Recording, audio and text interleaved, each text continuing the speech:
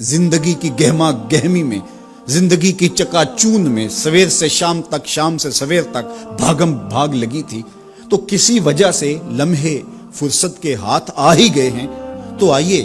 ہم اپنا ربط کتاب اللہ سے جوڑیں، قرآن سے جڑ جائیں اور اس کی تلاوت کو شعار زندگی بنا لیں۔ گھر تو می خواہی مسلمہ زیستن، نیست ممکن جز بقرآن زیستن۔ اگر تو مومن بن کے، مسلمان بن کے جینا چاہتا ہے تو قرآن کے بغیر تیرا ایک لمحہ بھی نہیں بیت سکتا۔ تو اس کتاب کے ساتھ ہمیں وابستہ ہونا چاہیے، روزانہ 1-2 پارے خود بھی پڑھنے چاہیے اور اپنے بچوں کو بھی اس کی ترغیب دینی چاہیے۔ روزانہ ہماری صبح کا آغاز تلاوت کلام مجید سے ہو تو زندگی کتنی خوشگوار، پر نور، تاباں اور منور ہوگی۔ تو اس موقع پر میں مشورہ دوں گا کہ کتاب اللہ کے ساتھ جڑ جائیں اور یہ کتاب دیکھنا کہ کیسے موتی اچھال کے تمہاری گود میں ڈالتی ہے اور اللہ کی قربت کا ذریعہ ہے، ہمیں زندگی گزارنے کا اسلوب دیتی ہے اور حیات آفریں کتاب ہے۔ تو اس کے ساتھ ہمیں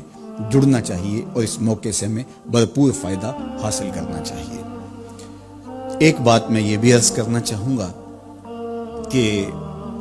اس موقع پر خاص طور پہ ہمیں تھوڑا سا اپنا محاسبہ کرنے کے لیے بھی وقت مل گیا ہے۔ ہم اللہ کی معرفت حاصل کریں، اپنی زندگی کے مقصود اور مدعا کو سمجھیں کہ ہم کیوں تخلیق کیے گئے اور ہمیں فہم و فراست اور عقل و خرد سے کیوں نوازا گیا۔ تو وہ مقصد اگر ہم نے نہیں پایا تو اس موقع پہ ہمیں اپنا محاسبہ کر کے غور کرنا ہوگا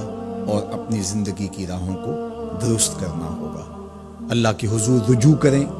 سچی توبہ کریں۔ ابھی تو ہم نے سوشل میڈیا پہ مختلف لوگوں کی موت کے رقص کو دیکھا، ہم نے الیکٹرانک میڈیا کے اوپر مختلف ممالک کی خبریں دیکھی اور دل لرزنے لگے،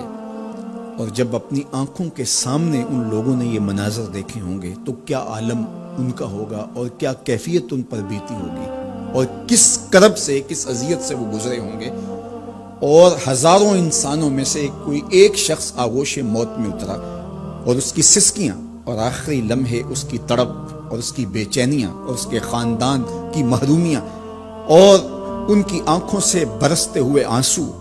دل لرزا دیتے ہیں۔ اور پھر آج کل تو نہ جنازے میں شامل ہو سکیں، نہ غسل اور نہ کفن نصیب ہو سکے، اور کس محرومی کا اس دنیا سے رخصت ہونا،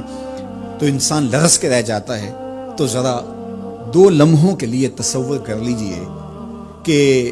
7 ارب انسانوں کے اندر چند ہزار لوگ موت کی آغوش میں گئے، جبکہ اربوں انسان ہیں، تو چند ہزار لوگ آغوش موت میں اترے تو ہمارا وجود لرزنے لگا۔ تو وہ لمحہ کتنا دردناک ہوگا جب یہ زمین بھی لپیٹی جا رہی ہوگی، جب آسمان بھی لپیٹا جا رہا ہوگا اور ہر ذی روح اس دنیا سے رخصت ہو رہا ہوگا، اور خوف قیامت اور قیامت کا وہ زلزلہ، وہ جھٹکا، اپنے اطراف میں دائیں بائیں آگے پیچھے لاشیں گرتی نظر آئیں گی، اور پھر جسموں کے پرزے اڑتے ہوئے دکھائی دیں گے۔ اذا زلزلت الارض زلزالها واخرجت الارض اثقالها وقال الانسان ما لها یومئذ تحدث اخبارها۔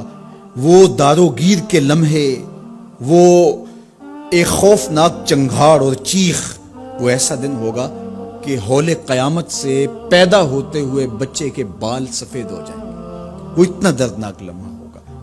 تو وہ لمحہ بھی آنے والا ہے اور ہم سب لوگ آغوش موت میں اترنے والے ہیں۔ اگر اس وبا سے میں اور آپ بچ کے نکل بھی جاتے ہیں تو کیا موت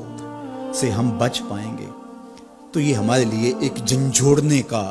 لمحہ ہے، ہمیں تنبیہ کی جا رہی ہے، یہ تازیانہ عبرت ہے ہمارے لیے، اور ہم اپنی آخرت کی بہتری کے لیے کوشش کر لیں اور دیکھیں کہ یہ لمحات زندگی کے اور یہ گھڑیاں جو آج ہمیں میسر ہیں، ایک وقت آئے گا یہ بھی میسر نہیں ہوں گی،